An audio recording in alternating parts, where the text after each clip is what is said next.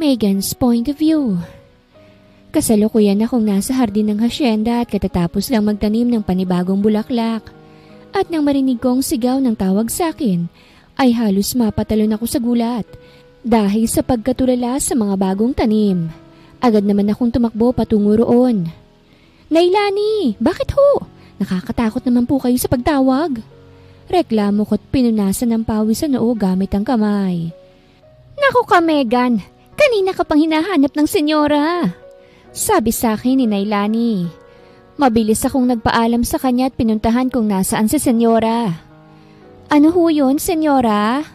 Magalang na tanong ko nang makalapit sa donya. Pakiayos ang kwarto na nasa pangatlong palapag, iyong nasa gitna. Utos sa akin. Agad akong ngumiti at tumango. Mukhang may paparating tayong bisita, senyora. Magiliw na komento ko na siyang ikinangiti ng donya. Darating ang apo ko.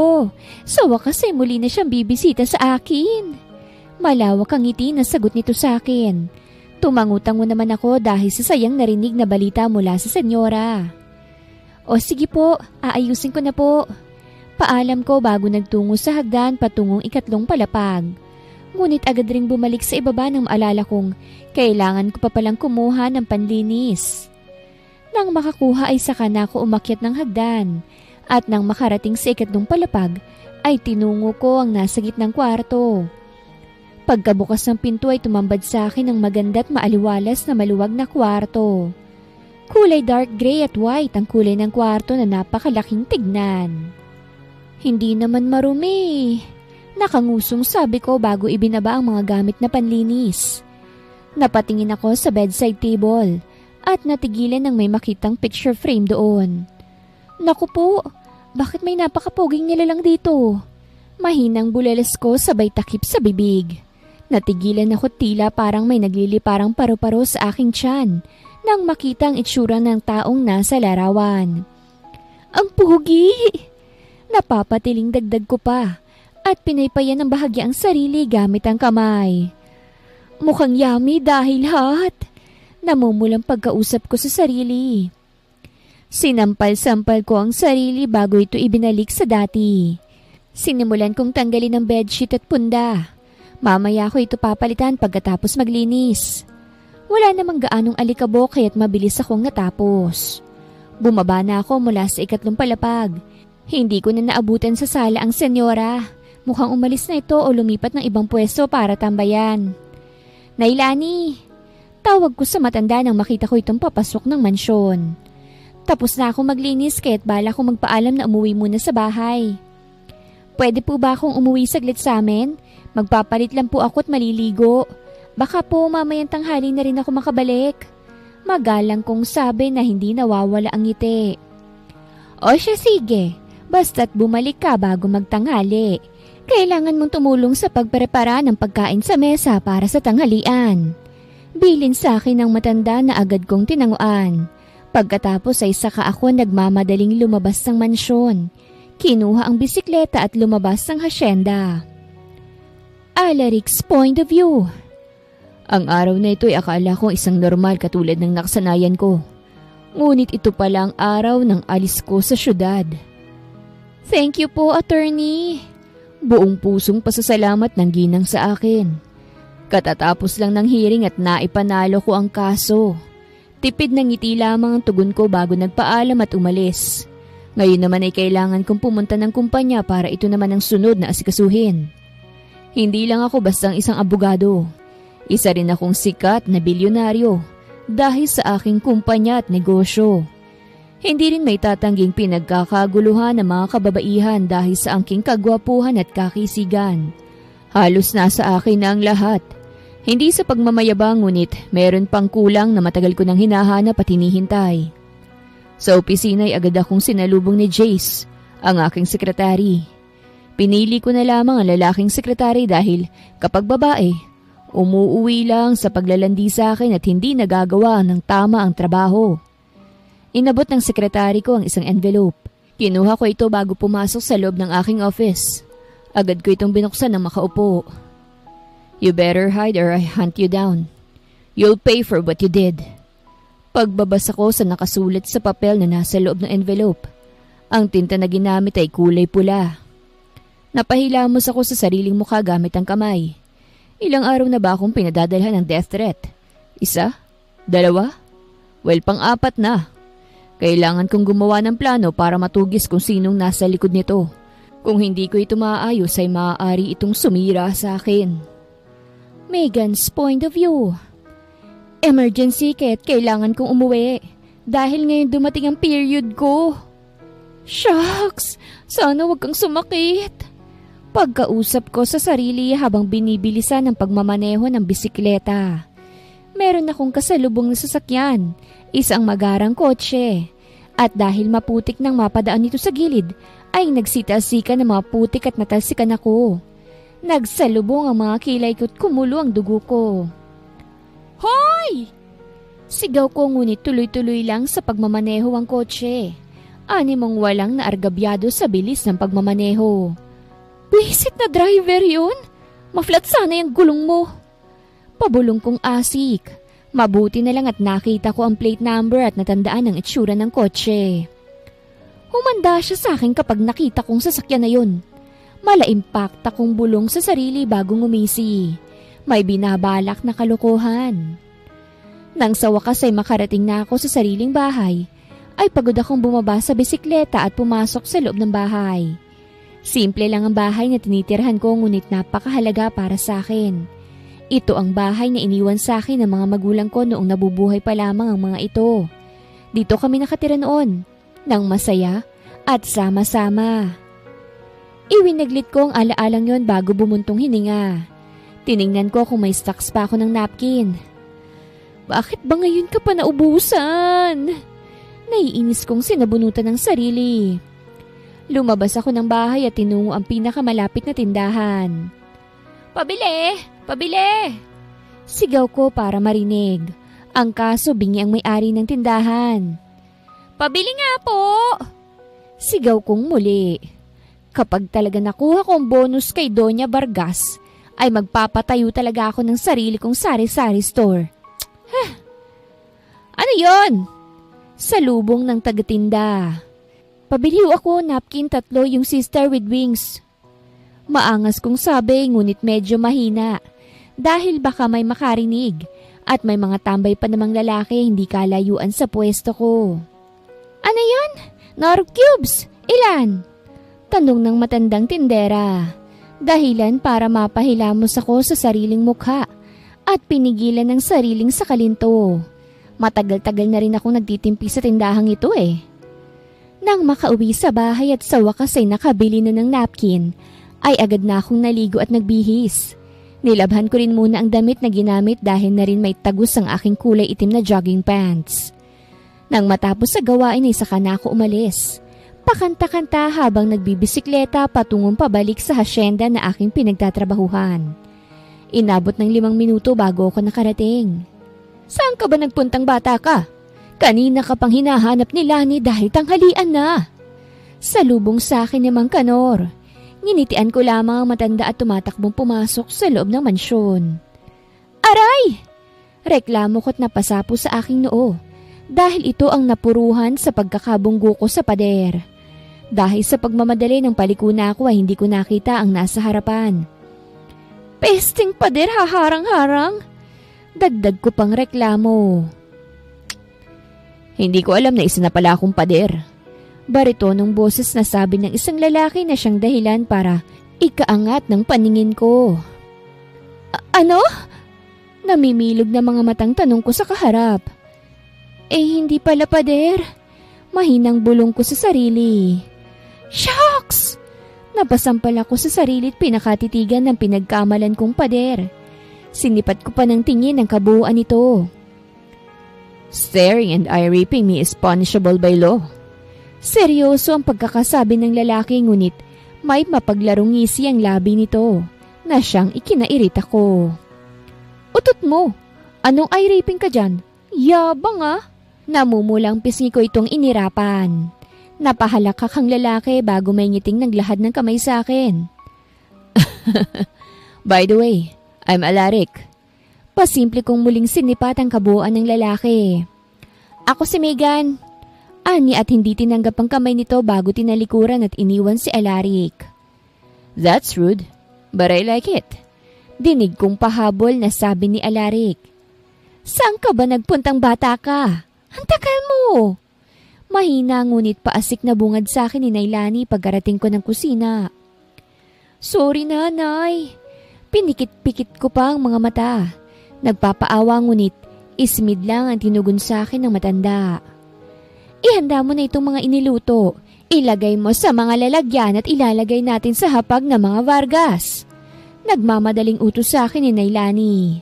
Ang mga katulong ay aligagarin sa paglalagay ng plato doon sa hapag. Agad naman akong tumalima upang sundin ang utos ng matanda. Mabilis ngunit maingat ang aking kilos. Nang maiayos namin ang mga pagkain inihanda ay napangiti ako sa kinalabasan. Gaano ka namang katagal dito, apo? Dinig ko ang masiglang boses na tanong ng senyora sa kausap. Agad na napabaling ang tingin ko sa kadarating lang na senyora. Hindi ito mag-isa. Hindi ko pa po alam, mamita. Pero for sure magsistay ako rito ng medyo matagal. Ngumiti ang lalaking kausap ni Doña Vargas na siyang halos ikaluwa ng mga mata ko na mapagsino ang lalaki. Palihim akong tumabi sa isang katulong. Manang, sino yung lalaki? Mahina ang boses kong tanong. Naku, hindi mo ba alam na yan ang nag-iisang apo ng senyora? Mahina ring tugon sa akin ng pinagtanungan. Apo? Siya yung bisita? Akala ko bagong guard. Bulalas ko na medyo may kalakasan dahil para mapatingin sa akin ng senyora at ang lalaking si Alaric na ngayon ay nakangisi na sa akin. Anong problema, Megan? Balik na tanong sa akin ng senyora. Agad naman akong umiling at ngumiti na tila nauwi sa pagniwi dahil sa hiya. Saka malas-malasang pagkakataon, magiging boss ko pa pala ito. At dahil wala namang iutos sa akin tahimik na akong umalis sa hapag at nagtungo sa kusina. Oh, kamusta Megan? Nagustuhan naman ba ng senyorito ang mga pinaluto ng senyora? Tanong sa akin ni Nailani nang makarating ako sa kusina. Maayos naman po. Mabuti naman. Pihikan pa man din niyang si senyorito Alaric. Maarte palang damuhong yun. Mahinang ismid ko ngunit nang makita ang kunot noong si Nailani, ay agad akong ngumiti. Tignan ko po muna ang mga halaman at may bago rin po akong itatanim. Walang kasing tamis ang ngiting sabi ko. O siya sige, pagkatapos mo dyan ay bumalik ka rito para kunin ang listahan ng mga igo-grocery. Wala akong oras, kaya't ikaw na lang ang mamili. Sabi sa akin ni Nailani. Tumango na lang ako't umalis para pumunta sa gilid na bahagi ng mansyon kung nasaan ang mga bulaklak na aking mga pananim. Nang nasa hardin ay napabuntong hininga na lamang ako sa naabutang mga pananim. Ano ba naman yan? Bakit kayo natutuyot aking mga babies? Dinidiligan ko naman kayo Reklamo ko habang nakapamewang sa harapan ng sunflower na malapit ng malanta. Buti pang cactus, kahit hindi ko diligan, tayong-tayo pa rin at buhay na buhay. Napapakamot sa ulong sabi ko.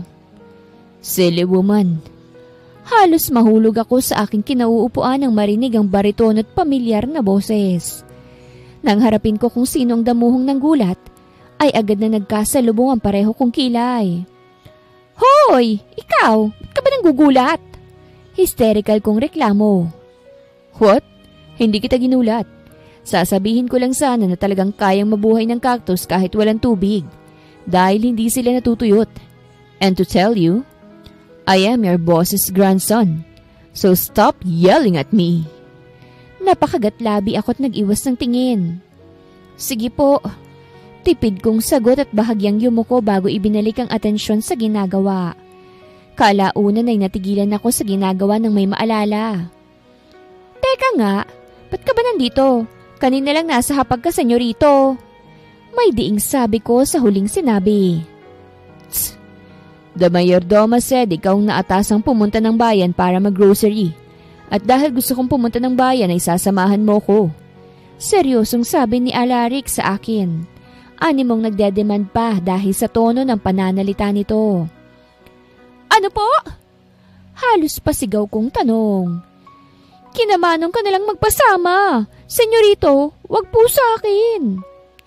No, I already told Mamita that I will come with you. Stranger ka palang sa akin pero feeling close ka na. Mahinang bulong ko sa sarili bago tinalikuran si Alaric na mukhang narinig ang bulong ko. Dahil kalaunan ay humabol din ito at pareho kaming sumakay sa van bago nagpahatid sa driver at magpapasundo na lamang sa oras na mag-text ako. Nasa palengke na kami at namimili ng lulutuing ulam para mamaya.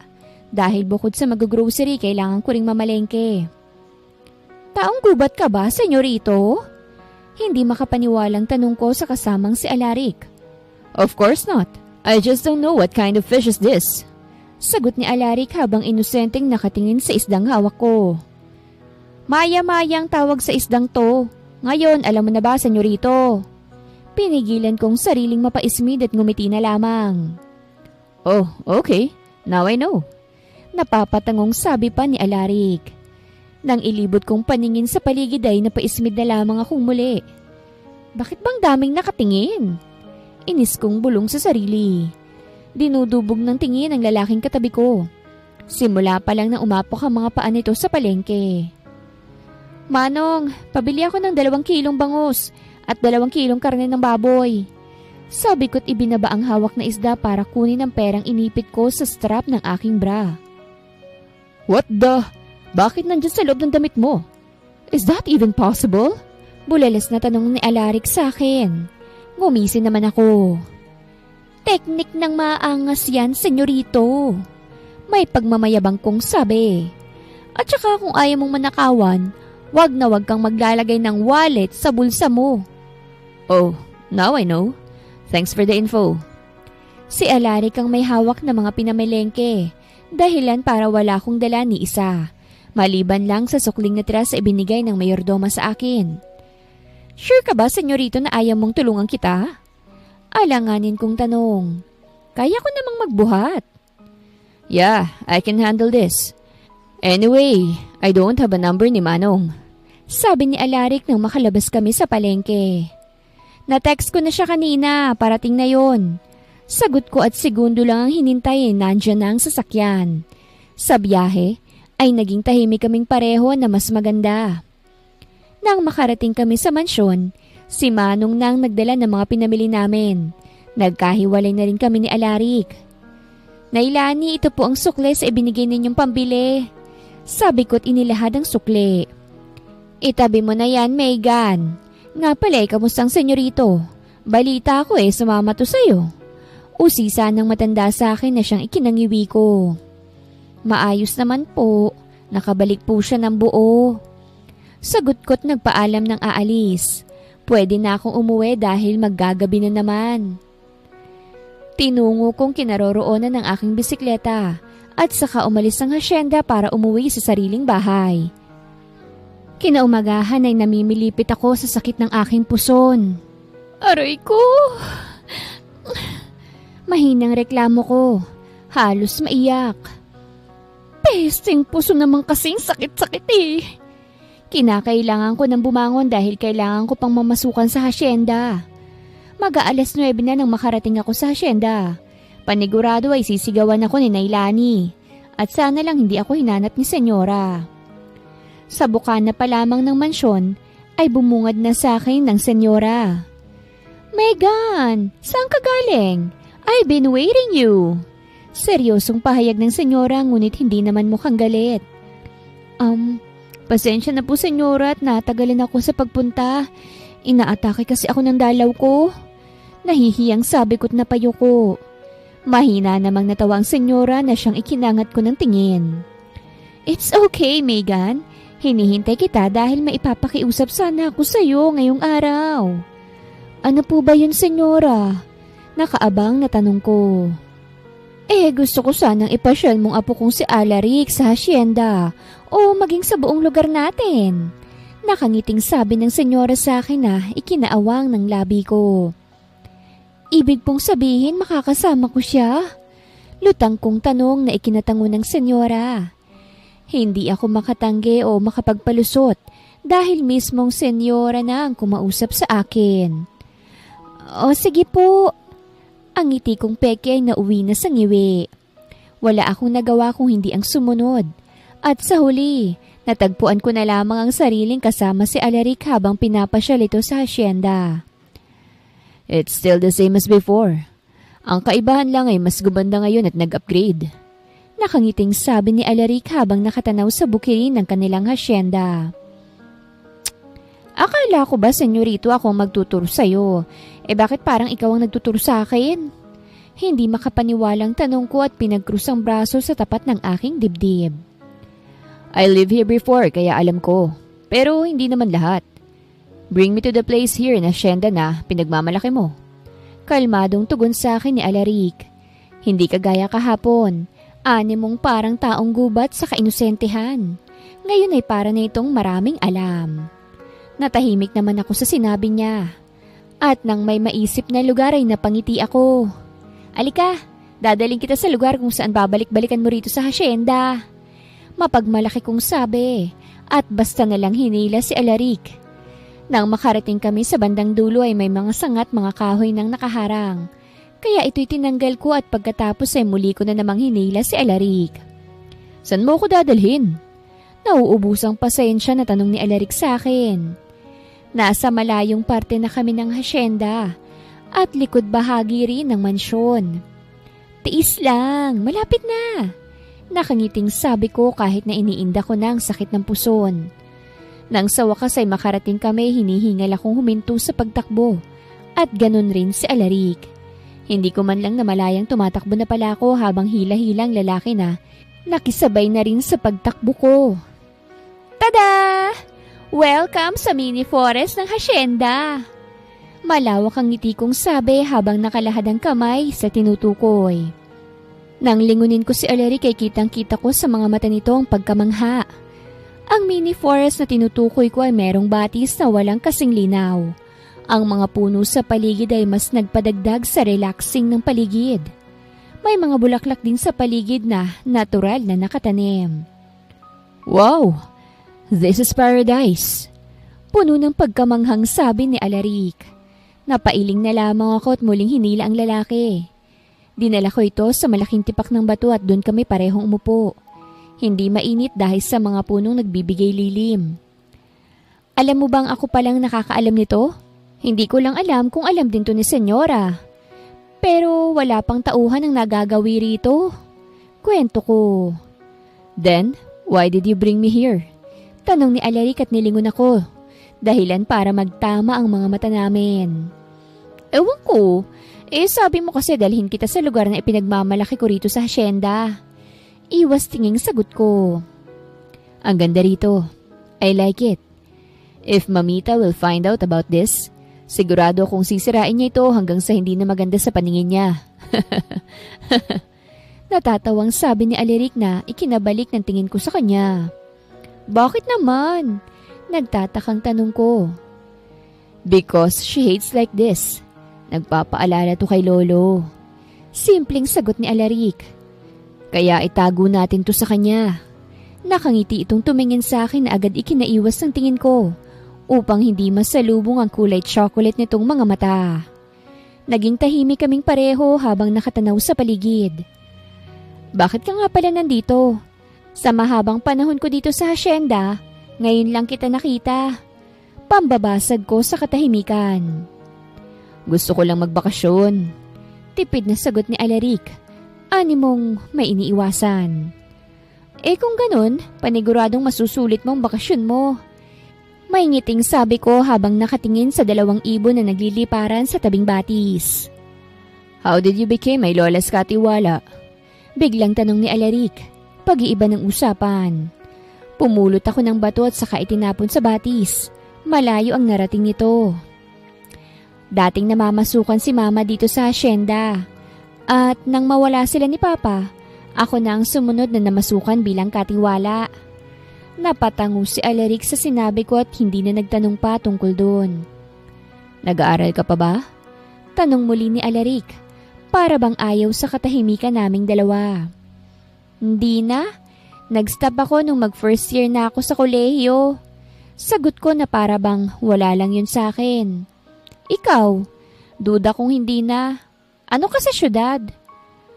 I'm a freaking annulment attorney and a billionaire. Pagmamay-ari ko ang sikat na kumpanya sa wine industry. Did you heard about the H. Vargas Industry? That's my company. Nandyan ang iba't iba kong negosyo. Hotels, resorts, and wine. May bahid ng ngiti na sabi ni Alaric. I'm proud dahil galing lahat yun sa paghihirap ko. Napatangu-tangu naman ako. Kung ganon, afford mo naman sigurong magbakasyon sa ibang bansa. Bakit dito pa? Nanlikot ang mga mata ni Alaric dahil sa tanong ko. Well, sayang ang pera. Masyadong mahal. Pagkakakong natawa at hindi makapaniwalang tumingin sa lalaki. Seryoso ka dyan, senyorito? Ang yaman-yaman mo pero kuripot ka naman. Ang huling sinabi ko ay pabulong na lamang. Hey, hindi ako kuripot. Tanggi ni Alaric na mukhang narinig ang sinabi ko. Sadyang pinahahalagahan ko lang ang perang pinaghihirapan kong kitain. Okay po, senyorito. May bahid ng pagkasarkastikong sagot ko. Dahilan para makatanggap ako ng matalim na tingin ng lalaki. Tsk! Ismid pa ni Alaric bago itinuon ng atensyon sa paligid. Tumayo na ako. Tara na! Lalabas naman tayo ng hasyenda. Talaga? May pagkasabik na tanong ni Alaric. Oo nga, senyorito. Iniiwasan kong mapaismid sa lalaki at nauna na lamang tumayo at naglakad. Wait! Pigil ni Alaric sa akin ay kinatigil ko't nilingon ito. You have a red stain on your lower back. Anito't nag-iwas ng tingin sa akin. Agad na nag-init ang pisngi ko't mapagtanto ang sinasabi nito. Kahihiyan! Mahinang asik ko sa sarili at tumakbong papalayo at pauwi sa aking bahay. Ramdam ko naman ang pagsunod sa akin ni Alaric dahil sa sunod-sunod nitong pagtawag sa pangalan ko at pinahinto ako nito sa pagtakbo. Ayaw ko itong lingunin dahil sa labis na kahihiyang nararamdaman para sa sarili. Hanggang sa lumipas ang 3 araw ay iniiwasan ko pa rin to. Natatakot na magtagpo ang aming landas. Shucks, nandyan siya. Mahinang pagkausap ko sa sarili bago nagtago sa pader upang hindi ako makita ni Alaric. Nay, did you see that girl? I mean, Megan? Mukhang hindi na rin nakatiis si Alaric dahil nang makita nito si Nailani ay tinanong niya pa ito. Yung babaeng malaki ang bunganga at hindi kaseksihan. Hindi rin naman kagandahan. Paglalarawan ni Alaric sa akin na mukhang nakita na ako at pinaparinggan lamang. Hindi ko maiwasang mainis kaya't umalis ako sa pinagtataguan at umalis. Palabas ng mansyon para tumungo sa garden. Lokong yun, kung makapagsalita. Pasalamat siya, boss ko siya. Palatak ko nang makarating sa hardin. Umupo ako sa bench at nagpapadyak sa inis. So, nandito ka lang pala. Halos mapatalon ako sa gulat nang marinig ang baritonong boses na yon. Ngunit agad ring bumalik ang inis ko nang mapagsino ito. Anong kailangan mo, senyorito, sa isang kagaya ko na malaking bunganga at hindi kaseksihan at hindi rin kagandahan? Magalang ngunit may diing tanong ko kay Alaric. Wala naman. Ilang araw mo na kasi akong iniiwasan. Kaya gusto lang kitang palabasin sa lungga mo. Nakangising sagot ni Alaric sa akin na ikinainit ng ulo ko. Hindi kita iniiwasan, senyorito. Tanggi ko at nag-iwas ng tingin. Yeah. Pangaasar pa nito na ikinatalim ng tingin ko bago umiwas ng tingin kay Alaric. Tumayo ako para sana umalis na lang ngunit bago pa man ako makahakbang paalis ay nahawakan na ni Alaric ang aking braso. Dahilan para matigilan ako. Don't go, may utang ka pa sa akin. Seryosong sabi nito habang diretsyong nakatingin sa mga mata ko. Ano naman yun, senyorito? Gusto kong sampalin ng sarili nang mautal ako. Ngumiti si Alaric. Hindi mo pa ako naipapasya sa labas ng hasyenda. At nang nasa labas na kami ng hasyenda, ay para bang ako ang ipinapasyal ni Alaric dahil mas nangunguna pa ito sa paglalakad kesa sa akin. Seriously? Wala na bang mas maibabagal pa yung paglalakad mo? Tanong ni Alaric nang lingunin niya ako na nahuhuli sa paglalakad. Napakabilis mo kasing maglakad, senyorito. Nakangiting sabi ko na nauwi sa pagngiwi. Hindi ko kasi ito masabayan. Ang bilis ng lakad nito. Idagdag pang mahahaba ang bias ng lalaki. Tumigil naman sa paglalakad si Alaric at hinintay ako. Ano nga palang pangalan ng barangay? Tanong kalaunan ni Alaric habang sinasabayan ako sa paglalakad. Asin. Tipid na sagot ko. What? Asin? Assault? Hindi makapaniwalang tanong ni Alaric. Are you freaking kidding me? Minumura mo ba ako, senyorito? Asin nga kasing pangalan nitong barangay natin. Maniwala ka na lang po. Nagpipigil ang inis na sabi ko rito. Okay, I just can't believe. Hindi nito napigilan ng pagtawa matapos tumahimik. Diyan ang basketball court. Malamang, diyan ginaganap ang liga o madalas tambayan ng mga tao. Wala namang magandang pasyalan dito sa barangay. Oh, that's boring. Tugon ni Alaric sa akin. Nagpatuloy kami sa paglalakad at muli itong nagtanong sa akin. Napansin ko lang, hindi ka tumitira sa mansyon, hindi ka gaya ng ibang mga maids. Saan ka pumupunta after work? Usisang tanong ni Alaric. Umuuwi ako sa bahay ko. Really? Pwede mo ba akong dalhin doon? Umaasang tanong ni Alaric sa akin. Malamang hindi. Stranger ka kaya't hindi kita pwedeng dalhin doon, senyorito. Nakangiting sabi ko't naunang maglakad. Am I still a stranger to you? That hurt? Umarte naman itong kunwaring nasasaktan. Dahilan para lihim akong mapairap. Ngayon lang ako nakakita ng may saltik na attorney. Tanong lang ha, naipapanalo mo ba yung mga kaso mo? Pangaasar na tanong ko. Kahit papano ay napapalapit na rin kami. Hindi ko mapigilang magtanong dito ng ganon. Patuloy kaming naglakad. Mabuti na lang at makulimlim. Hindi mainit. Of course, palaging panalo ang kaso ko. May pagmamayabang na sabi nito. Kaya rin kitang ipanalo. Sabi nito, sabay kindat sa akin. Napangiwi naman ako sa pagmamayabang nito. Huwag kang pa-fool, senyorito. Joker ka rin pala eh. Hindi naman. Nakasimangot na sabi nito na ikinangiwi ko. Anyway, dahil wala namang magandang pasyalan dito sa barangay, bakit hindi na lang tayo sa bayan? Dahil sa swestyon nito ay pumayag ako dahil sang-ayon naman akong walang magandang pasyalan talaga sa amin. Nang makarating kami sa tapat ng sasakyan na pagmamay-ari daw nito ay halos mag-usok ang ilong ko. Sa'yo tong sasakyan na to? Halos pasigaw na tanong ko nang makita ang pamilyar na sasakyan. Yes! Proud na sagot ni Alaric na mas ikinausok ng ilong ko sa inis. Kung ganon, ikaw pala senyorito yung damuhong mabilis na nagmaneho at tinasikan ako ng mga putek. Palatak ko habang nakangiti ngunit sa loob-loob ko ay gusto ko ng pagsisipain ng sasakyan, maging ang may-ari nito. Oh! So ikaw yung nakabisikleta nun? Gulat na tanong sa akin ni Alaric. Sa inis ko ay binatukan ko na ito. Opo, mahal na senyorito. Sarkastikong sabi ko at pabalyang binuksan ng sasakyan bago pumasok sa loob ng may ngiti pa rin. Hey! Sita sa akin ni Alaric. Ngunit sinarhad ko lang ito ng pinto sa nagpanggap na parang walang ginagawa. Umikot ang lalaki at sumakay sa driver's seat. Don't do that to my car again. Baka magasgasan o masira. Hindi ako sumagot at nanatili sa labas ang tingin. Sa mga lumipas na araw ay mas nagiging malapit kami ni Alaric at hindi ako natutuwa sa nangyayari. Bakit? Dahil ayokong ma-attach. Mahirap umasa at maiwan. Nga pala, senyorito, baka hanapin ako sa hasyenda. Hindi tayo nagpaalam eh. Sabi ko nang maalalang basta na lang akong umalis kasama si Alaric. Hindi ka nila hahanapin. You're with me. Tugon naman ni Alaric bago itinuon ang atensyon sa daan. Naisip ko lang, for sure may girlfriend ka. Kung bakasyon to, bakit hindi mo naman kasama? Saglit akong nilingon ni Alaric bago ibinalik ang tingin sa kalsada. I don't have a girlfriend. Mas magandang makipag-flings. Napangiwi ako sa sagot nito. Napakatino mo pala. Punong-puno ng sarkastiko kong sabi.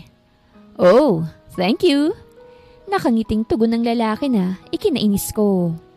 Dahil para makabawi kay Alaric ay dinala ko ito sa kinaayawan nito. Naalala ko ang sinabi ni Nailanin na pihikan ng lalaki sa pagkain. Why did you bring me here? Street foods? You sure malinis rito? Never akong kumain ng ganito. Malinis dito. Tipid kong sagot. And how do you say so? Halos pabulong na sabi nito. Dahil hindi naman sila magbebenta ng marumi. At isa pa, kung marumi, bakit maraming bumibili? Patanong kong sabi at kumuha ng 2 cup para sa aming dalawa. Ibinigay ko ang isa kay Alaric. Nagsimula akong tumusok ng fishball, kikiam, hotdog at kwek-kwek. At dahil puno na'y kumuha pa ako ng isang baso. At doon inilagay ang iba ko pang gusto. Nang matapos ay saka ko nilingon si Alaric. Oh, ba't tulalakar yan? Tumuhog ka rin ng sayo, hindi lalapit ang pagkain. How? Baka matalsikan ako ng mantika. You see nasa kawali pa pero kumukuha ka na. Reklamo nitong sabi sa akin na ikinalukot ng mukha ko. Tss, hawakan mo nga itong akin at kukuhanan kita. Sabi ko't ibinigay ang hawak sa kinuha ang lalagyan ni Alaric. Akong nahihiya dahil may nakakarinig sa usapan namin. Nang matapos kaming kumuha ng pagkain, ay saka kami umupo sa bench na nasa hindi kalayuan. Tell me, you bring me here para malibre kita. Pang-aakusa sa akin ni Alaric. Inosente ko naman itong tiningnan. Hindi sagot ko at isinubo ang kwek-kwek. Seriously? Paano ko to kakainin? Problemadong tanong ni Alaric habang lukot ang mukha.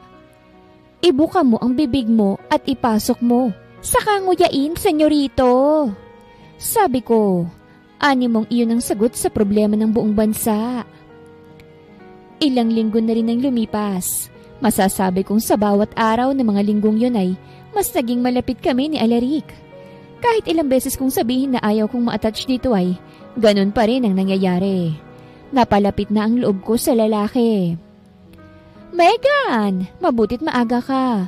I want you to clean my grandson's room. Pagpasok ko pa lamang sa loob ng mansyon ay si senyora na agad ang bumungad sa akin. At ito ang sinabi. Po, baka nandun pa po sa loob si senyorito? Tanong ko. Maaga siyang umalis, don't you worry. May ngiti sa labing sagot ng senyora. O sige po. Tipid kong sagot bago tumango. Napakunot ang noo ko dahil sa kakaibang kirot na naramdaman sa aking dibdib. Ano na naman ba to? Pagtatanong ko sa sarili at bahagyang hinampas ang dibdib. Nang buksan ko ang pinto ay sumalubong sa akin ang panlalakit natural na amoy ni Alaric. Ang damuhong yun, bigla-biglang umaalis ng walang pasabi. Sabi ni, paasa lang Mapait akong napangiti sa kawalan. Sa hindi maipaliwanag na dahilan ay nasasaktan ako sa isiping umalis ito nang hindi man lang nagsasabi. Pero sino ba naman kasi ako para pagpaalaman niya? Muli kong pagkausap sa sarili at natawa ng pagak. Alaric's point of view. Around 4 a.m. ay umalis na ako patungong Maynila. Dahil sa ibinalita sa akin ni Jace kagabi ay kailangan kong bumalik sa lalong madaling panahon. Sa kumpanya agad ako dumiretso nang makarating. Good morning, sir. Welcome back. Nakangiting bungad sa akin ang sekretarya kong si Jace. Thanks. Now what's the problem? Seryoso at walang emosyong tanong ko. Isinantabi ko muna ang ugaling bully, pasaway, inosente at palaging nakangiti kapag si Megan ang kaharap. Ang ibang investors ay nag-pull out ng shares dahil sa kabilang kumpanya na raw sila mag-i-invest. Sagot sa akin ng sekretarya. Nagkasalubong ang kilay ko't napahilot sa sentido. And why? Dahil mas doble daw ang taas na pabalik sa kanila kesa sa kumpanya mo, boss. Muling sagot nito sa akin. Napabuntong hininga ako at sumandal sa kinauupuan. I have to make a better and wise plan. Sabi ko sa sarili nang makaalis sa Jace. Mabilis na lumipas ang araw at 2 araw na rin ang lumipas simula nang umalis ako ng asyenda para bumalik sa Maynila. Para asikasuhin ang mga problema. At para bang may kulang sa akin na siyang naiwan ko sa asyenda. Sir, may problema po ba? May nag-send po ba ng death threat? Sunod-sunod na tanong ni Jay sa akin. Nothing. May iniisip lang ako. Tugon ko. Babae po ba yan, boss? Nakikichismis na tanong nito sa akin. Yeah, patanong na sagot ko. Umalis ako na hindi nagpapaalam because of a sudden problem here in the company. And she's been occupying my mind. Iritabling dugtong ko. You're in danger, boss. Natatawang komento ni Jay sa akin. Solusyonado naman ang problema sa kumpanya. You should go back there. Hindi pa rin ligtas ang buhay mo dahil may banta ka pa rin. Jace, tell me, why do I have these strange feelings every time she's around? Kapag nandyan siya, malakas ang tibok ng puso ko. Pwede mo bang ipaliwanag yun sa akin? Naguguluhang tanong ko sa lalaki. Oh, boss, coming that from you? Cheesy! Natatawang komento ni Jace. Hindi ko lang ito basta sekretarya. Kaibigan ko na rin to. Kaya magaan ang loob ko at magaan ang loob niya na nagkakausap kami ng ganitong paraan. Sagutin mo na lang. Inis na sabi ko't uminom sa basong may lamang whiskey. First of all, boss, in love ka sa taong yan. Pero para makamake sure ka, bakit hindi mo itest ang sarili mo para ikaw mismong makaalam? Sagot at question nito sa akin. And how? Mismo na ba siya, boss? Ngayon mo lang ba naramdaman ang ganyang pakiramdam? Sa kanya lang? Siya ang laging laman ng isip mo. Sunod-sunod na tanong sa akin ito. Yes, yes, and yes. Nanghihinang sagot ko. Lagot ka, boss. Nangingiting sagot sa akin ng sekretary. Kailangan mo nang umuwi kung ganun. Nito na siyang gagawin ko. Malalim ng gabi nang makauwi ako sa asyenda ng aking lola. Dim lights ang bumungad sa akin pagpasok sa loob ng mansyon. Tahimik at halatang tulog na ang lahat. Dumako ang tingin ko sa mahabang sofa na nasa living room. Parang tinambol ang dibdib ko nang makilala kung sinong mahimbing na natutulog rito. Megan. Mahinang banggit ko sa pangalan ng taong mahimbing ang tulog. Yumuko ako't pinantayan ng natutulog na dalaga. Kapag tulog ka, napakaamo ng mukha mo. Mahinang komento ko't itinabi ang ilang hibla ng buhok niya na humaharang sa maganda nitong mukha. You make my heart beats fast like crazy. Nakakabingi ang ingay ng tibok nito. Mahinang pagkausap kong muli sa natutulog na si Megan. Napabuntong hininga ako at nang mapatingin ako sa mata nito ay halos lumabas ang puso ko sa ribcage dahil nagmulat ang mga mata ni Megan. Huwag kang kumakausap ng natutulog, senyorito. Mahina at paos na boses na sabi ni Megan sa akin. Narinig mo? Kabadong tanong ko. Siyempre po. Ang ingay mo kaya? Ismid ni Megan at bumangon. Why are you here? Tanong ko sa kanya. Sa pagkakaalala ko ay umuwi siya. Dito ho ako pinatulog ng senyora sa mansyon. Sa maid's room sana ho ako matutulog, ang kaso nagsisihilikan ng mga matatanda. Kaya't naisipan kong dito na lang sa sala. Seryosong sagot ni Megan sa akin. Tipid na tugon ko at tumabi ng upo sa sofa. Napagod ako sa biyahe. Pagtatapat ko. Di pahinga ka. Hindi naman na nito napigilang magsungit sa akin at sagutin ako ng pabalang. Okay. Ngumiti ako bago humiga sa lap ni Megan na siyang ikinagulat nito. Ano ba? Sabi ko sa kwarto ka magpahinga. Bakit dito? Pumangon ka at baka may makakita. Kung ano pang isipin? Nagpapanik na sabi ni Megan. Ang cool at masungit na auray na wala. Anong iisipin? Nakakalokong tanong ko. Na baka nilalandi kong unggoy. Iwas tinging tugon ni Megan. Agad naman akong napabangon at matalim siyang tinignan. Seriously? Do I look unggoy to you? Masyado akong gwapo at hindi ako papasa sa pagiging unggoy. Inis na sabi ko at muling ginawang una ng kandungan ni Megan. Tss! Aalis ka't biglang babalik na parang wala lang. Mahinang palatak ni Megan. Sapat para marinig ko. Para bang may pagtatampo sa boses nito. I'm sorry, hindi na ako aalis. Masuyong sabi ko. Natigilan naman to sa sinabi ko. Megan's point of view. Kalaunan ay narinig ko na ang malalim na paghinga nito. Hudyat na nakatulog na. Napakarupok ko talaga. Simpleng hindi na ako aalis ay tumiklop agad ako. Buti bumalik ka. Mahinang boses ko na sabi bago sinuklay ang buhok ni Alaric gamit ang sariling mga daliri. Hanggang sa maging ako ay tuluyan na ring hilahin ng antok.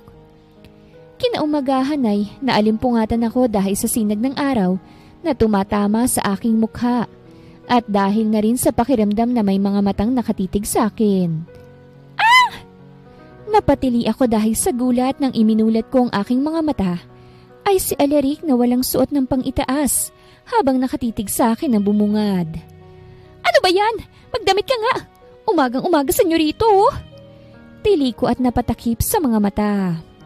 Hey, huwag kang sumigaw! Sita sa akin ni Alaric.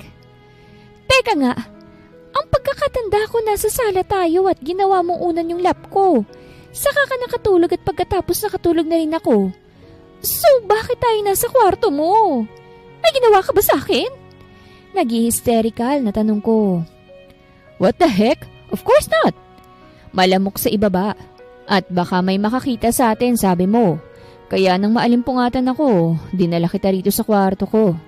And we sleep peacefully besides each other. OA na pagkukwento ni Alaric. Napaiwas ako ng tingin. Ge, basta't magdamit ka na, senyorito. Nauna akong lumabas ng kwarto at naiwan sa kwarto si Alaric na siyang ipinagpapasalamat ko. Palihim akong bumaba ng hagdan at tumungong kusina. Mabuti naman at nandito ka na.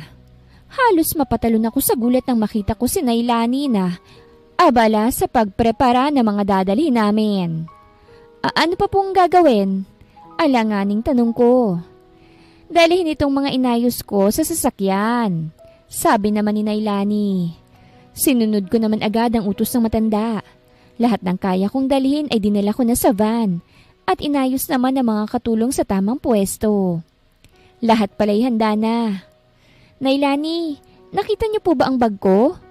Tanong ko nang makita ang matanda. Nando doon ang mga gagamitin kong damit na dala ko kahapon. Oo, nasa loob na ng sasakyan. Sagot sa akin ng matanda at sumakay na sa loob. Hindi pa ako kumakain, nagsisipilyo at nagpapalit. Mahinang pagkausap ko sa sarili. Natigilan ako nang may marinig na mahinang tawa at umakbay sa akin. Pwede ka namang kumain sa daan. Let's go! Mauhuli tayo. Kanina pa nandun sila mamita. Hindi pa man ako nakakabawi sa gulat dahil sa sinabi ni Alaric ay hinila na ako nito at ipinasok sa loob ng sasakyan. Paano mo nalaman? Tanong ko rito. Wala ka ng ilang araw Paano mo nalaman ang plano ni Senyora na magkakaroon tayo ng outing?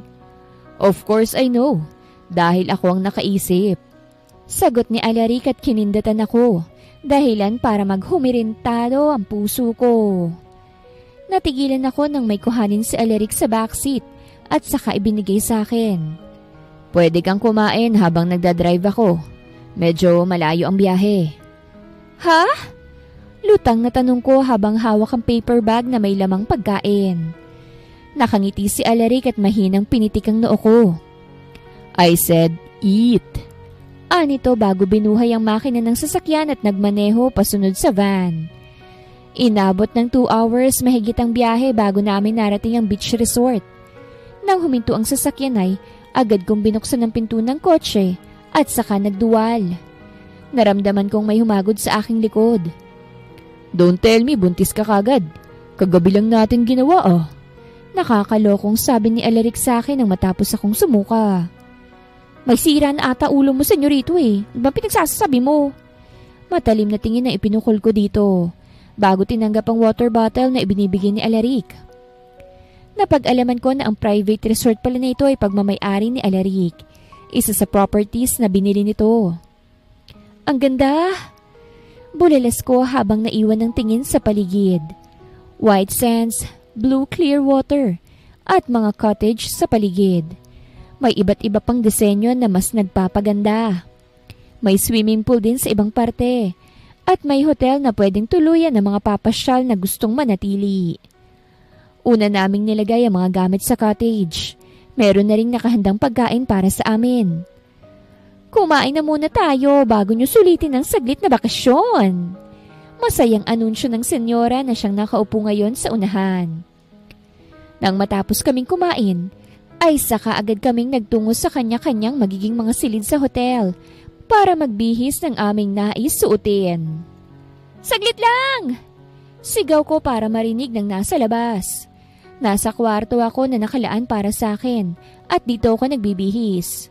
Inis kong binuksan ang pinto nang matapos. Isa pang katok mo! Ikaw ang kakatukin ko, senyorito! Magalang ngunit may pagkasarkastiko kong sabing pagbubukas ng pinto. Akmang kakatok pa si Alaric ngunit dahil binuksan ko ng pinto, ay naiwan to sa ere. Oh, sorry. Tapos ka na?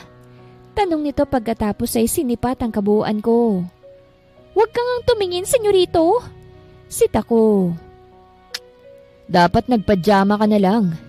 Inis na sabi nito't nag-iwas ng tingin. Napailing na lang ako. Ayos naman ang suot kong surfing suit swimwear ah. Long sleeve ang pang itaas at short naman ang kapares nito sa pang ibaba. Kulay itim to at ang long sleeve swimsuit na suot niya ay may zipper sa gitna. Huwag ka nang sumimangot. Ayos na yan. Nakaiwas pa ring tinging sabi ni Alaric at hinila na ako palabas ng room. Habang naglalakad kami sa dalampasigan ay hindi ko maiwasang mapareklamo. Nandito tayo para mag-swimming pero bakit nandito lang tayo sa tabi? Takang ko kasama si Alaric. Masyado pang mainit, masakit sa balat. Libutin muna natin ang resort. Let's go! Sabi nito. Hinila na naman ako. Hoy, senyorito! Ikaw napapansin ko nasasanay ka na sa paghila sa akin ha? Asik ko ngunit walang paki si Alaric. Naging tahimik kaming pareho habang naglalakad. Have you ever fallen in love, Megan? Nasubukan mo na bang magka-boyfriend o ma-in love? Seryosong tanong sa akin ni Alaric kalaunan. Hindi pa noon. Tipid kong sagot at bahagyang sinipa ang shell na naapakan na dahil sa biglaang paghinto namin. And now? Hindi ko pa sigurado. Alanganing sagot ko kay Alaric. How? Why? Punong-puno ng kuryosidad na tanong ni Alaric sa akin. Kasi pag nandyan siya parang may saltik yung puso ko. Kung makatibok ng mabilis, akala mo, inape. Tapos sa maiksing panahong magkasama kami, kahit anong pigil kong ma-attach nangyayari pa din. At nung iniwan niya ako, ewan ko ba sa isiping umalis ang tukmol na yun nang hindi nagpapaalam. Medyo sumakit yung dibdib ko. Akala mo naman tinutusok ng karayom. Higit sa lahat namiss ko siya. Parang nagsusumbong na sabi ko sa kanya. Para sa akin ba yung nararamdaman mo? Ako ang tinutukoy mo?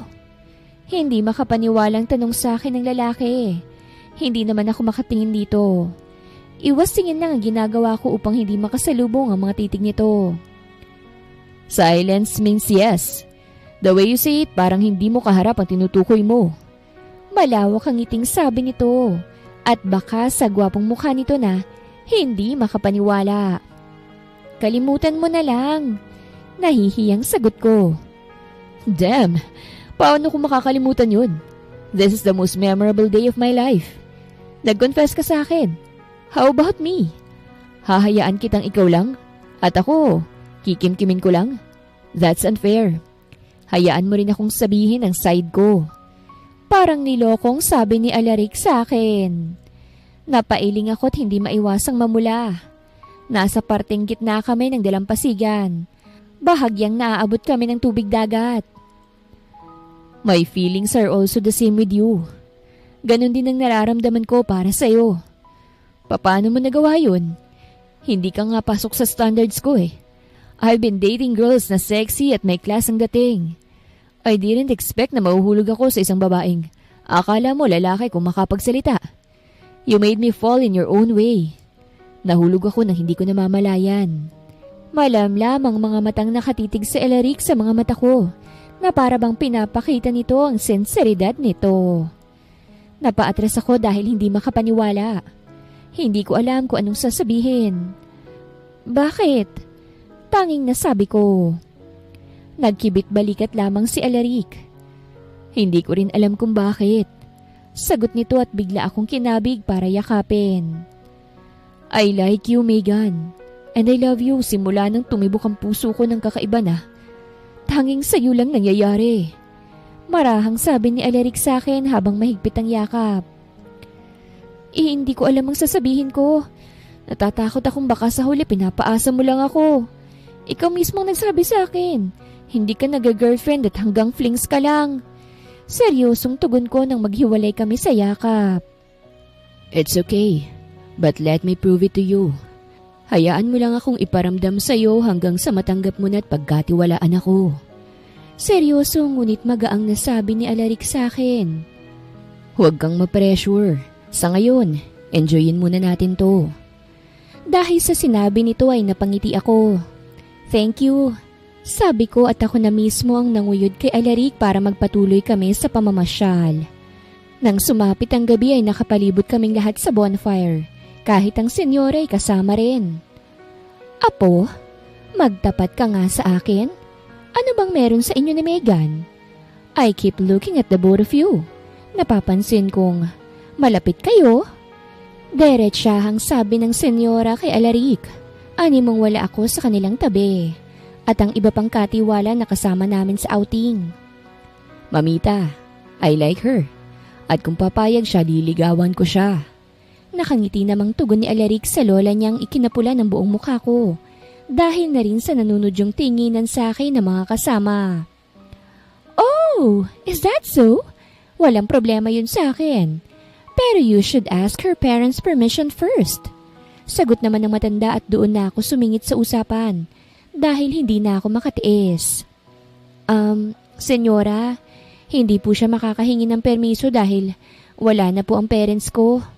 Nakangiwing singit ko dahilan para bumaling ang atensyon sa akin ng senyora. Kahit na, dandalawin niyo ang puntod nila or else silang dadalaw sa apo kong si Alaric. Nakakalokong sagot ng senyora na ikinatawa ng mga kasama namin. Mamita, huwag kang magbiro ng ganyan. Pigil ni Alaric sa lola na lalong ikinatawa ng lahat. Kasama na ako dahil hindi maipinta ang mukha ng lalaki sa kaba. Ang mga matatanda ay nauna nang pumunta sa hotel para matulog sa room na nakalaan para sa kanila. Maging ang senyore umalis na rin para makapagpahinga. Bukas ng umaga ay uuwi na rin kami. Alaric, tawag ko sa lalaki at bahagyang hinilang laylayan ng white plain t-shirt nito. Baling nito sa akin. Gusto kong sabihin na handa akong tanggapin ka at pagkatiwalaan. Huwag mo sanang sisirain. Marahang sabi ko sa kanya bago napatingin sa buwan na magiging saksi ng maayos kong pagtatapat kay Alaric. Thank you, love. Barito ng boses na sabi ni Alaric at ipinalibot ang braso sa aking bewang. Hindi ko pa nasusubukan pumasok sa relasyon.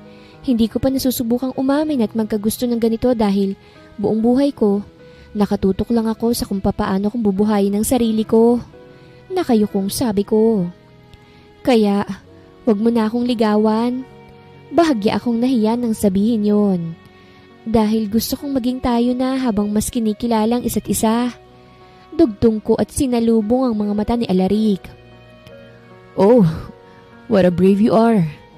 Anito't hinawakan ng bato ko bago lumapit sa akin para gawaran ng halik ang mga labi ko. Para akong estatwa sa nangyari dahil natulala ako. Nagising lang ako nang marinig ang tawa ni Alaric. Ang bilis mo naman. Iiling-iling kong sabi. Bakit pa patatagalin kung hindi mo rin lang ako pinanligaw? Malokong sabi nito na ikinaiwas ko ng tingin. Magkaiba naman yun. Iwas ang tinging sabi ko. Pareho kaming natahimik habang nakatitig sa buwan. Nasaksi sa kalandiang may pagmamahalang nagaganap sa pagitan namin. Alaric, muli kong tawag sa pangalan nito. Tugon naman ito at nilingon ako. Walang pag-aalinlangang tinawid kong pagitan namin at sinakop ang labi ng lalaki na nagulat sa ginawa ko. Quits na tayo. Nakangising sabi ko sa tulalang si Alaric. I love you too. Ngingiti-ngiting sabi ko at nagulat nang biglang mahimatay ang lalaki. Alaric's point of view. Isang linggo na rin ang lumipas simula nang mag-outing kami. Masaya ako at magandang kinalabasan nun. Masaya ang umaga ko dahil after kong mag-jogging sa asyenda, ay saka naman ako umalis para bumili ng bulaklak para sa babaeng mahal ko na si Megan. Para sa akin ba yan, Apo? Tanong ni Lola sa akin nang makarating sa mansyon. Nakangiti naman akong umiling. No, Mamita. This is for my girl. Marami ka namang flowers sa garden, di ba? Sumimangot naman ang matanda sa akin. Si Megan ang nagtanim ng mga yon para sa akin. So unfair, Apo. Nagsaselos na si Mamita mo. Malungkot na sabi ng matanda na ikinatawa ko na lang. Okay, sasabihan ko na lang ang driver na bilhan ka. Sabi ko para hindi na magtampong matanda. Wag na. Anyway, don't hurt Megan. Espesyal siya sa akin. Tatanggalan kita ng mana kapag nalaman kong sinaktan mo siya. Banta sa akin ni Lola na siyang ikinatawa ko lang dahil hindi ko magagawang saktan ng babaeng yun. Wala po akong plano, Mamita. I won't leave and hurt her. Hindi ako mapakali dahil 11 a.m. na ngunit hindi pa rin pumupunta sa mansyon si Megan. Kapag naman nalilate ito ay hanggang 9 lang. Hey, calm down, Apo. Baka nasa bahay lang yon. Gusto mo bang pasamahan kita para puntahan siya sa bahay niya? Kalmadong question sa akin ni Lola. Yes, Mamita. Please. Pakikiusap ko. Nag-aalala ko eh. I have a bad feeling about this. Huwag naman sana akong nasundan. What do you mean, Apo? Seryosong tanong sa akin ni Lola. Nagpunta po ako dito hindi para magbakasyon, kung hindi para taguan ang nagbibigay ng death threat sa akin. I'm sorry, Grandma. Sabi ko't napayuko.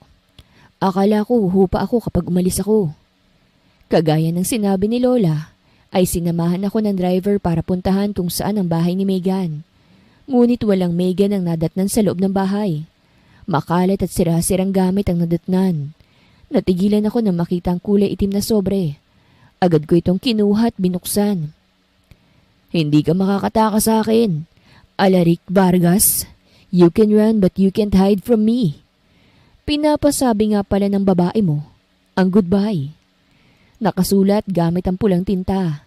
Kaba, galit, pagtataka at labis na pag-aalala agad kong naramdaman. Nang makabalik ako sa asyenda, ay ipinatawag ko ang mga tauhan at inutusang hanapin si Megan. Huwag kayong babalik ng walang balita. Galit kong sabi sa mga tauhan ko bago binalikan si Jace na nasa kabilang linya na. Jace, anong update? Na-trace ba? Seryosong tanong ko habang kinakabahan. Mayroong nag-send ng message sa akin kanina kasama ang litrato ni Megan habang nakatali. Ginamit ko ito para malocate ang location ng nag-send. Calm down, Apo. Mahahanap din natin siya. Pagpapagaan ng loob sa akin ni Lola ngunit hindi iyon nakakatulong. Mamita, I can't calm down knowing na nasa panganib siya ng dahil sa akin. Nag-hysterical kong sabi. Jace, tell me, is there any update? Na-locate na ba? Pasensya na, boss, pero wala pa eh. Tatawag ako kapag meron na. Tugon ang nasa kabilang linya. Halos iba to kong cellphone sa inis at galit. Pakiramdam ko ay napakabagal kumilos ng lahat. Mamita, kailangan kong mahanap siya sa lalong madaling panahon. At kung sino mang may pakana nito, he or she better be ready. Nagbabantang sabi ko habang matatalim ang mga matang nakatingin sa kawalan. After 30 minutes, ay muling tumawag si Jace sa akin. Boss, nahanap ng location. Isesend ko sa'yo. Bungad nito at agad pinatay ang tawag. Mabilis ang tibok ng puso kong binuksan ang message sa akin. At nang mabasay agad akong lumabas ng mansyon at sumakay sa sasakyan. Jace, tell the police and my men na pumunta rin sa location na ibinigay mo. Utos ko habang nagmamaneho patungo sa lugar kung asaan si Megan. Wait for me, love. Pagkausap ko sa sarili gamit ang nakikiusap na boses habang mabilis na nagmamaneho. Nang makarating sa location na sinenday, agad akong bumaba ng sasakyan dahil alam kong nakaposisyon na ang mga tauhan ko. At ang mga pulis ay nakamasid lamang. Isang abandonadong gusali ang hideout. Paulit-ulit kong dinarasal na sana walang masamang mangyari kay Megan. Patuloy ako sa paglalakad at natigil lang nang may marinig na nag-uusap. Agad akong nagtago upang hindi makita. Ang ganda ng pinakidnap ni boss. Medyo maangas nga lang. Akala mo lalaki. Sabi ng isang lalaki sa kasama nito. Oo nga eh. Maganda rin naman si boss. May sayad nga lang sa utak. Tugon ng kasama at umalis na. Napakunot ang noo ko. So it means babae ang may pakana. Natigilan ako nang maramdaman ang vibrate ng phone ko. Boss, nalaman ko na ang mastermind ng mga pagbabanta at pagkidnap kay Ma'am Megan ay walang iba kundi ang ex mong si Ma'am Amanda. Message ni Jay sa akin na ikinaigting ng aking pangasagalit. Megan's point of view. Hindi ko maiwasang hindi mairita sa babaeng walang ginawa kung hindi ang kumuda ng kumuda patungkol daw sa relasyon nito kay Alaric. Mas maganda ako sa'yo at hindi ko alam kung ano bang nakita niya. Tama lang na ipinakidnap kita para maalis ka na sa landas namin ni Alaric. Mala-impaktang tumawa ang babae na siyang ikinainis ko lalo. Hindi ko magawang matakot dahil mas lamang ang inis ko rito. Baliw! Mahinang ismid ko. Anong sabi mo? Asik sa akin ng babae na napag-alaman kong si Amanda, ang ex ni Alaric. Nasa tingin ko ay may Celtic na. Aray! Reklamo ko nang sabunutan niya ako. Kanina pa ito nananakit sa akin eh. Peste kang bruha ka sa oras na makawala ko rito. Ibabalik ko lahat ng pananakit mo sa akin. Gigil kong sabi. Una, binuhusan ako ng malamig na tubig para magising. Pagkatapos ay pinaghahampas ako dahil sa utos ng bruha. Kung makakawala ka. Anito at tumawa na naman. Kung hindi ka sana lumapit kay Alaric, wala ka sa posisyong ito. At masaya kaming nagsasama. O ang kaso, epal ka. Hindi po mapatol sa isang baliw si Alaric. Mapanuyang sabi ko bagong umisi. Akmang sasampalin ako ng babae nang may baritonong boses na nagsalita. Hurt her and you'll die. May pagbabanta sa boses na sabi ng pamilyar sa akin. Agad akong nabuhayan ng loob nang makita ang lalaking kanina ko pang hinihintay. Si Alaric. Oo, my dear Alaric is here. Namiss mo ba ako, sweetheart? Matamis at matinis na boses na sabi ng babaeng si Amanda nang makabawi sa pagkagulat. Hindi ako nagpunta dito para sa'yo. Pakawalan mo si Megan. Itigil mo ng kabaliwang to, Amanda. Galit na sabi ni Alaric. Imbis na hanapin kung sinong nagpapadala ng mga death threats mo, you hide. Naghanap ka pa ng babae.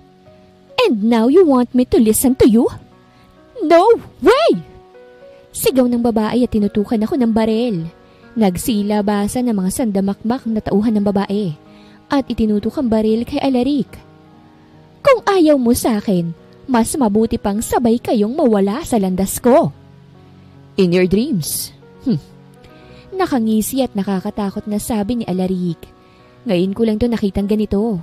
Ang baril ng mga tauhan na kaninang nakatutok sa kanya ay inilipat na kay Amanda. Ang mga tauhang ito ay hindi pala tauhan ng babae. Kung hindi tauhan ni Alaric, nakala ng babae ay sa kanya dahil nakasibilyan. Alaric's point of view. Ang hindi alam ni Amanda ay kanina pa napatumba ng mga tauhan ko ang tauhan niya. Nang mahuli ng mga pulis ang babae ay nag-aalala kong nilapitan si Megan. Tinakot mo ko, love. Ngumiti ng masuyo sa akin si Megan. Patanggal muna nitong tali sa kamay ko. Tugon niya na agad ko namang sinunod. Ngunit laking gulat ko nang maalis ang tali dahil agad ako nitong sinampal na ikinaatras ko. Para saan yun, love? Gulat na tanong ko habang sapo-sapo ang pisnging sinampal ni Megan. Para yan sa sinabi mong wala ka pang nagiging girlfriend at para din sa mga ginawa niyo ng Amanda na yon nung kayo pa. Nanlilisik ang mga matang sabi ni Megan sa akin. Hindi nito alintana ang mga sugat na natamo sa babae kanina. Nanlalambing naman akong yumakap sa kanya. Love, I'm sorry pero dati na yon. And besides, malinaw ang usapan namin na no serious relationship. Umismid lang si Megan at nag-iwas ng tingin. Look at me, Megan. Pinag-alala mo ko ng sobra. May pagsusumamo sa boses na sabi ko sa kanya na siyang ikinatingin niya sa akin. I'm sorry. Marahang sabi ni Megan at dinampian ako ng halik sa labi na ikinatigil ko. Hanggang ngayon ay nabibigla pa rin ako kapag ganitong sweet siya. Gusto na kitang pakasalan para wala ka ng kawala. Pwede ba yun? Inosenteng tanong ko ngunit may kakaibang kislap ang mga mata. Natawa naman si Megan. Oo naman. Gusto mo kahit ngayon eh. Okay, sabi ko. Ngunit ang pagpiprepare sa kasal ay matagal dahil gusto ko ng engrandeng kasal para sa babaeng mahal ko. Just kidding. Soon, my love. Naging mabilis ang pangyayari kagaya ng kung paano kaming nahulog at mahalin ng isa't isa. 1 taon nang lumipas at ang araw na pinakahihintay namin ay dumating na. Nagsimula ang seremonya ng kasal hanggang anunsyo ng pari ang pinakahihintay naming dalawa. You may now kiss the bride. Pagkasabi ng pari ay agad kong tinanggal ang belo nito at agad na pinaglapat ang aming mga labi. I pronounce you as husband and wife. Nagkatitigan kami sa mga mata. Ngumiti ako ngunit ngiwi ang naging tugon ni Megan na ipinagtaka ko. Manganganak na yata ako, love. Nanghihinang sabi ni Megan sa akin. Agad akong namutla dahil sa sinabi niya. Manganganak ka na? Aligagang tanong ko na napalakas. Oo, piste ka. Bakit ngayon mo pa kasi napili kung kailan kabuanan ko na eh? Asik ni Megan ngunit agad ring napawi at sunod-sunod nang napadaing. Nang mapayuko ito ay nakita nitong basa na ang suot na gown. Pumutok na yung panubigan ko! Sigaw nito sa akin na ikinagising ko sa pagkatulala. Everyone, manganganak na ang misis ko! Anunsyo ko sa lahat dahilan para halos suntukin ako ni Megan. Mami, mamita, get ready na po yung gamit ni baby. Pagkatapos kong bilhin ng magulang ay agad ko namang binuhat si Megan in a bridal way. Gusto kitang buhatin ng ganito para sa honeymoon natin. Hindi ko alam na bubuhatin pala kita ng ganito patungong delivery room. Huling sabi ko bago halos patakbong lumabas ng simbahan habang maingat siyang binuhat. Megan's point of view. Napangiti ako sa pagitan ng paghilab ng aking tiyan. Masaya ako dahil ito ang naging asawa ko at ngayon ay magkakaroon na kami ng anak na bunga ng aming pagmamahalan. Agad akong inihiga ni Alaric sa stretcher nang makarating kami sa ospital. Hindi ka na makakalapit sa akin, Alaric Vargas! Sigaw ko habang mahigpit na nakakapit sa kamay nito. Pareho kaming tagaktak ng pawis. Yes, love. I'm sorry, hindi na kita bubuntisin. Naiiyak na tugon ni Alaric. At huminto sila sa pagtulak ng stretcher nang nasa tapat na kami ng delivery room. Sir, hanggang dito na lang po muna kayo. Pigil kay Alaric ng doktor. Love, I'm sorry hindi kita masasamahan sa loob eh. Pero hihintayin kita rito ha. Please be strong for our baby. Masuyong sabi ni Alaric at paulit-ulit akong hinalikan sa noo at labi. Nakakatawa lang na ngayong araw napili ng anak naming lumabas. Sa mismong araw ng kasal naming mag-asawa. I love you so much, love. Pahuling sabi nito bago ako tuluyang maipasok sa loob ng delivery room. Alaric's point of view. Nangihina akong napaupo sa upuang nasa tapat ng delivery room. Paulit-ulit kong ipinagdarasal na sana maging ligtas ang mag-ina ko. Mabuti na lang ay dumating na rin ang mga magulang ko kasama si Mamita. Dala-dala ng mga ito ang gamit ng asawa ko at ng baby namin. I'm worried. Nababahalang sabi ko sa pamilya. Ngumiti ang daddy ko at tinapik ako sa balikat. That's normal. Nang ipinanganak ka ng mami mo ay nag-alala rin ako.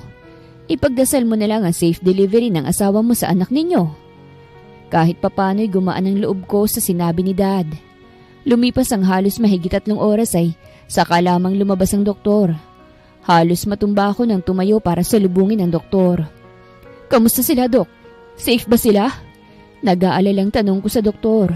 At nang ngumiti ang doktor ay doon lang gumaan ang pakiramdam ko. Safe ang mag-ina mo, mister. Wala kang dapat ikabahala. Amin ang isang pares ng damit ni baby. Pagkatapos ay ililipat na namin ang misis mo sa private room.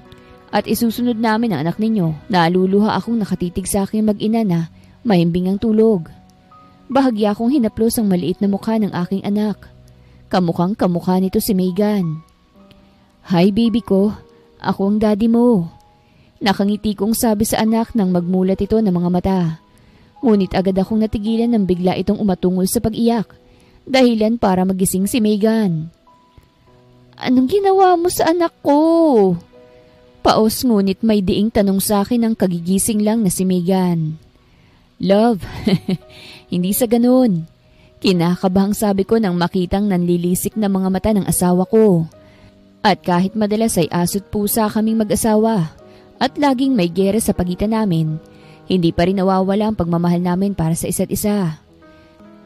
Sino bang mag-aakala na ang hasyenderang si Megan ay makakatuluyan ng bilyonaryong si Alaric?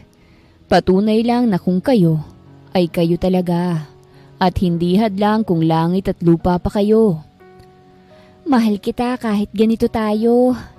Nangingiting sabi ni Megan at natawa. Mahal din kita at ni baby kahit ganyan kayo sa akin. Naluluhang tugon ko. Ang dating ako na napunta sa maling tao ay nahanap na ang tamang tao para sa akin. At si Megan na dating ayaw ma-attach sa takot na magmahal, ay ngayon ay panghabang buhay nang nakatali sa pagmamahal. Natutunan kong lahat ay may nakalaan para sa atin. Matutunan lang nating maghintay para sa tamang panahon. Hindi madaling maghintay at mapunta sa seryosohang relasyon. Ngunit kung pareho kayong matapang na haharapin ang bawat pagsubok sa inyo, ay magiging magaan. At madali nyo itong haharapin ng magkasama, ay mas titibay ang pagsasama nyo at pagmamahal sa isa't isa. Wakas!